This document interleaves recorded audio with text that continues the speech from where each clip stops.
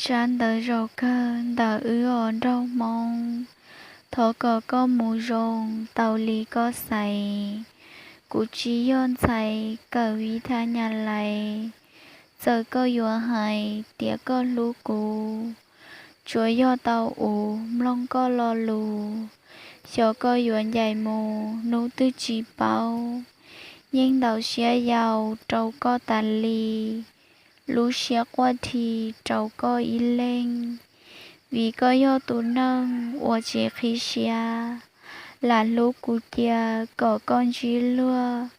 Có chậu chua, có tùm bầu xùa. Lua tù nâng mua, thiếp bá tàu co. Nhón đời cụ nò, do nâng gió nhẹ. Do mong chẳng phê, chỉ rong lì lua. Thia rong chí chua, có tùm bầu xùa.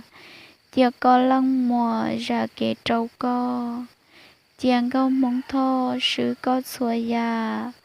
Vì chạy cha, có plà tùm bầu xùa. Chả có chậu chí chua, ly có tàu hài. Tiang mong lưng xài, tù cờ chân chê. Lò tùa có tệ, ê cho có mù. Có mua in nụ, có nọ chậu chua. Có tùm bầu xùa, ít sự hay chia. Giờ yo mò xia, bầu lì tư lò. Mà lì u nhỏ, ít lăng mù lì. Mó tù khăn trâu xì, lì nò mùa. Ít tiền nâng nò, cụ chỉ tàu co. Yuan yo chỉ blo, có mù ý xì. Nữ chúa yo vi, cụ nó sò nhẹ.